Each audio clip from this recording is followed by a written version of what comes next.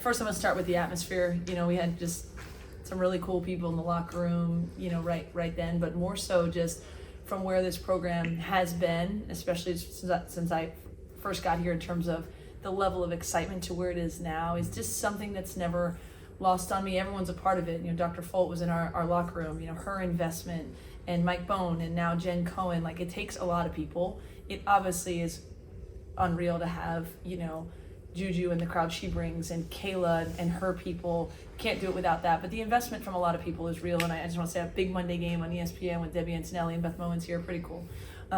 Also thought it was a really good basketball game. I mean, we knew Arizona. I said, throw their record out. This team can beat anyone. They're really tough. They obviously are down in numbers, but they play their tails off. And I thought in the first half they were the more kind of aggressive team. So we had to figure that out at halftime, and we did.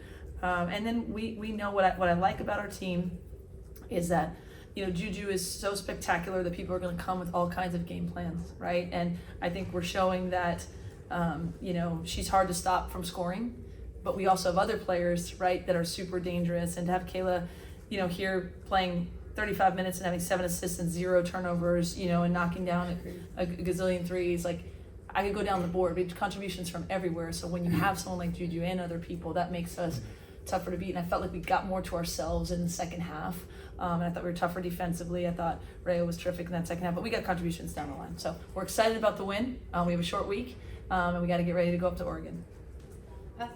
Yeah, hey Kayla, I saw you got a big hug from Cheryl after the game. What did she kind of whisper in your ear? What was that like? Yeah, it's unreal to think to have these moments with the GOAT of college basketball. I never would have thought last year I would have been in the position to play a big Monday game, to get a hug from Cheryl Miller. But she was just continuing to encourage me to be aggressive, to continue to be a leader, and just to do my thing. So to hear those words from her were really cool. Luca? Yeah, Lindsay, you mentioned, obviously teams are going to throw a lot of different defensive coverages at JuJu and you guys in general. And how encouraging is it that you guys keep finding a way to win in various ways when, maybe when JuJu's getting a variety of different looks, other people can step up and make shots? Just how encouraging is this kind of stretch of conference play? I mean, it's really encouraging because of how good this league is, and especially the defenses, and they're throwing everything, right? And, we've talked about it before, but to see JuJu really adjust in real time and figure out, right?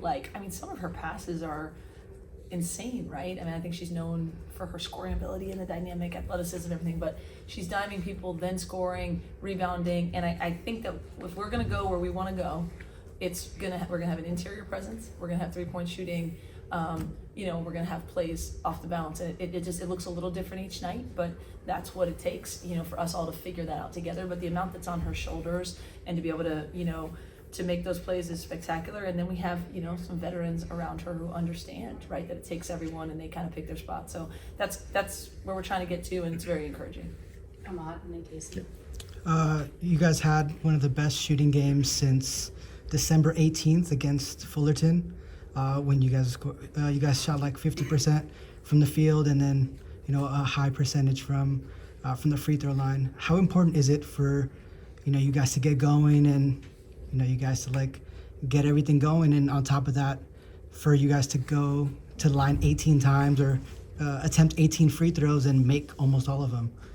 Yeah, I think a couple of things. I think the only thing that we don't like in the stat line offensively is the amount of turnovers, right? And when we didn't turn it over, we gave ourselves a great opportunity to score, and that came from a lot of places. And again, I think, our multitude of free throws is mostly JuJu, right? And she's just a matchup nightmare. She doesn't like what you're talking about, but she's wise beyond her years in terms of figuring out how do I get. I think she goes to the line 12 times, and as her coach, I think she could have gone 20, right? I just think she takes a lot of contact. She figures it out. You foul people out.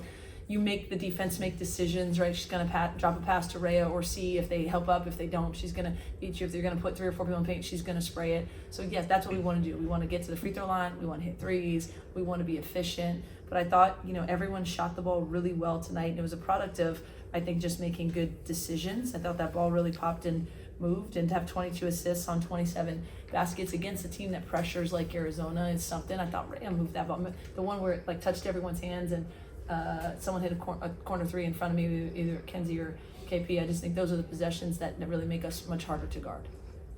For JuJu, you were obviously vital in the second half defensive emergence that came. You had 4 blocks. Kind of what do you think changed? Kind of coming out of the first half, it was a close first half. You guys were able to run away with the game thanks to your defense. So what kind of was that like for you? Yeah, I think first half we came out kind of timid on the defensive end, and going in that locker room, that was our major fix to be able to win the game, just to be able to dominate on defense and really own the game. And I think that gave me a lot of energy on the defensive end, just to make sure that I was in help and I was helping my teammates out when somebody got to the basket or not letting my players score. So I think that just added to the collective energy of the group. Beth, LT, Luca. So JuJu, you guys got on national TV tonight, not something that happens a whole lot this season.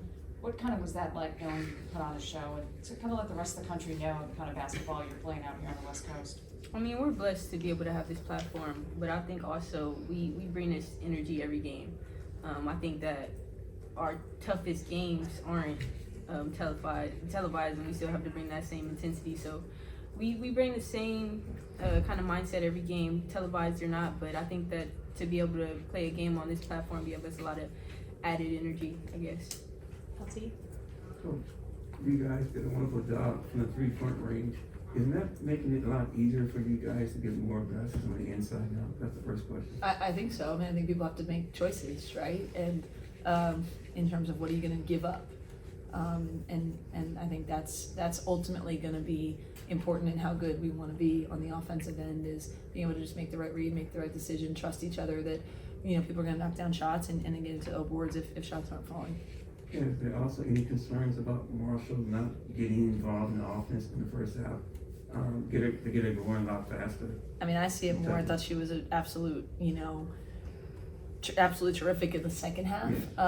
And I think she, just like with all of them, like I wanted just kind of our tempo and our energy to be better on the second half. But people change how they play, and I thought she got to her roles and got out in transition. But we know she's a double capability all the time in a very efficient way. So I thought she was terrific in the second half, and I thought we all could have been better after the first half. Luca, Adam, and then the front. I have a couple questions, Lindsay. Just firstly, the start off the second half. I think Caitlin Davis really created like that 7-0 run, by herself, but in a lot of ways for that stretch. Just kind of how important is she, at doing all the little things and kind of shining in various ways? She's huge. I mean, she's our like a toughness factor. She's a very physical player. We feel like we can do different things lineup wise. I would consider her, she's more part of a big lineup. And then we can go smaller where we play 4 guards, but she passes the ball really well. She's a physical defender. I thought that first possession, I think she rotated over and like caught someone's shot. It was like a block shot where she ended up like she took the other hand. It was crazy. And she's like, we talked about multiple efforts. Like before the game, like you can't beat anyone in this league without being a multiple effort team. And she's like the queen of multiple efforts. She'll help people. She'll, just create a lot of havoc on the defensive end. And she's a really good offensive player. I thought her reemergence, she was hurt for a while, right? Her reemergence and getting comfortable makes us better. And then, we know that we can also go to the bench and get, different kind of looks from different people. And JuJu, just to ask, I think at this point, nobody doesn't know who JuJu Watkins is. You have the slam cover, you have, just kind of the tension rising, and that it's parlaying, onto the court and at some level where you have so many defenses throwing various schemes because people know who you are. How are you handling that at this point in your freshman year, a variety of attention, that comes off the court or on the court, what have you? Yeah, I think just having patience with myself. I have so much trust in Coach Lindsay and my teammates, and they have trust in me, which also just gives me so much pride in how I play. So I think just really reminding myself just to play my game will take me very far, and in any way I can contribute to the team and make sure we get the dub. That's all that matters, regardless of what defense is thrown at me or whatever. 2 questions. First for Coach. So obviously you guys kind of struggled a bit in the first half. You came out looking like a different team in the third quarter. So I'm curious, what did you say to them in the locker room that turned them around at halftime? I very calmly and very easily said, "Hey, let's pick it up." No, we talked about just what it takes to win. I thought we did a good job battling to get a lead. I mean, I felt good that we had a lead, and I said we knew we were going to make shots, but we got to be tougher and just try to get the energy up a little bit. But I mean, look, words are nothing if a team doesn't respond, right? And we have a team that's really locked in, bought in, and that's what we went out and did in the second half. We completely changed our energy level, and then we were us. I didn't see anything that I don't know we're capable of, in the second half. I just knew we needed to find that juice. Then for Kayla and JuJu, it's curious, what was your reaction to beating Will Ferrell? Oh my god. I love Will I Ferrell. love Will Ferrell. He's like one of the funniest people alive. So to meet him and have him actually come to a game and know our names and like know how well we're doing and stuff like that, it was insane. He told me in the locker room, he said, man, you guys had Sudeikis here the other night. He said, he texted me and said, have you heard about JuJu? And he's like, yeah, of course I have. He's like, I'm going tonight. He's like, I'm going Monday. I'm like, they're texting about JuJu and our team. Like, what is going on? So it's really fun. And, we just, again, for this group that came here before it was this, right? Like, JuJu didn't join a team that was, has been 5-time national champions, right? Or not recently, and these grad transfers didn't come. We've had to reinvent a little bit this year, so I think what they're doing with a little bit of sustained success, and we've got a long way to go, it's making people take notice. I think it shouldn't be understated, like, what she's done and what the other pieces in terms of they've created this, right? So that's, to me, more important than numbers and things like that, the load that's on their backs, and I'm glad that they were able to show out on national TV, because not everyone gets to see it all the time. Up front, and then last question, Casey.